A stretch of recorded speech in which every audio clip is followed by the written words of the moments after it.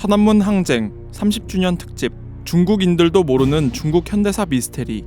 2019년 이슈, 미중 무역 전쟁으로 대만 독립과 홍콩 민주화 운동이 떠오르면서 중국 역사에 대해 관심을 갖게 되었습니다.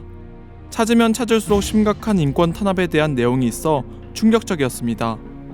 영상이 길어질 것 같아 2부로 나누었는데요. 1부는 1949년에 일어난 중화인민공화국 건립부터 1990년대까지, 2부는 2000년대부터 지금까지입니다. 1949년 10월 1일 베이징 천안문 광장에서 공산당의 중심인 마오쩌둥이 중화인민공화국 수립을 공식 선언했습니다.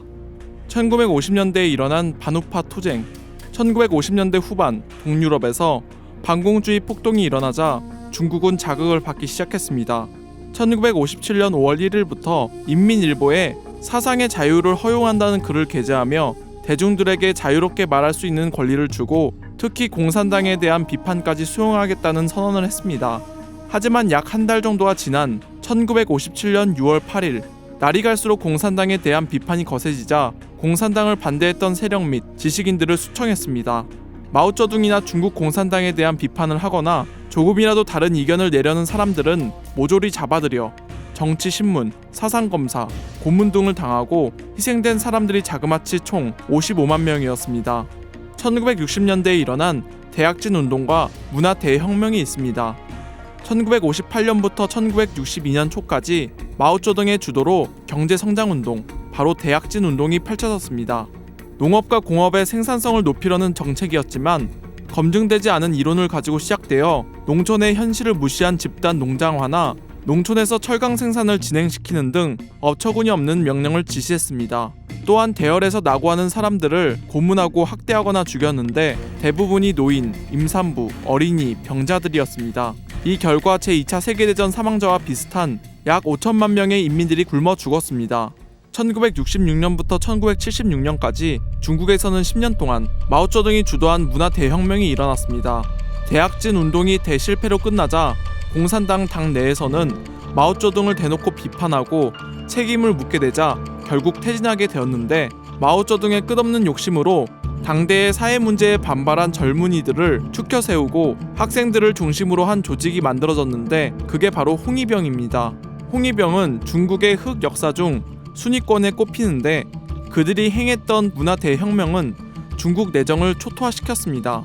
문화 대혁명이 내세운 목표는 파사구라하여 낡은 사상, 문화, 풍속, 관습을 타파하여 이타주의적이고 자기희생적인 사회주의 문화를 창조하자는 것이었으나 결과적으로 청소년들이 지식인과 정치인 등을 공개 처벌하고 음악과 무술, 전통 문화 등을 죄다 부르주아, 시대의 향수를 불러 일으킨다며 금지하였습니다. 그리고 중국의 4천년 역사가 담긴 유적과 문화 등을 모조리 박살내고 파괴시켰습니다.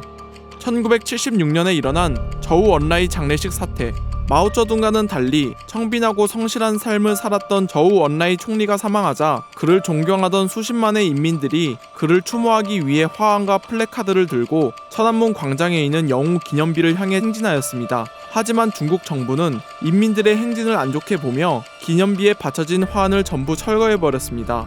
그러자 분노한 인민들은 마오쩌둥의 체제를 뒤엎으려는 폭력 시위로 번지게 되었습니다.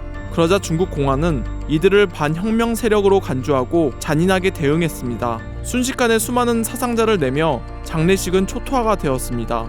이 사건은 천안문에서 벌어졌다고 하여 제1차 천안문 사태로 불립니다. 1989년에 일어난 천안문 육사 항쟁. 1989년 6월 4일 중국 베이징 천안문 광장에서 민주화와 개혁을 요구하는 학생들과 시민들을 중국 정부가 인민해방군을 동원해 유혈 진압한 사건입니다. 시위는 대학생들이 주도했지만 참가자들의 대다수는 남녀노소를 불문하고 각계각층에서 참여한 시민들이었습니다. 계엄령이 선포되기 전까지는 인민군과 인민들이 서로 호의적인 모습을 보였지만 무력 진압 명령이 떨어지고 무차별 학살이 자행되었습니다. 도망가는 시민들까지 탱크로 몰고 가서 잔인하게 죽이고, 더 무서운 것은 시위와는 무관한 집에서 쉬고 있는 인민들도 죽임을 당했다는 것입니다. 이 사건에 집계된 사망자는 수천에서 수만이라고 합니다. 정확한 집계가 나오지 않고 있는 이유는 자신들에게 불리한 인권 탄압의 역사를 숨기고 왜곡하고 있기 때문입니다. 이에 2018년 폼페이오 미 국무장관은 천안문 항쟁 29주년을 맞아 천안문 학살 사망자 수를 밝힐 것을 요구하고 인권 문제 개선을 촉구했지만 중국에서는 내정 간섭을 하지 말라며 반발하였습니다. 1999년에 일어난 파룬궁 탄압 사태. 정치적 의도가 없는 수련 단체인 파룬궁에서 너무 많은 사람들이 가입하여 불순하다는 이유로 중국 공안에게 탄압당했습니다. 잡혀가서 고문받고 사형당했다고 합니다.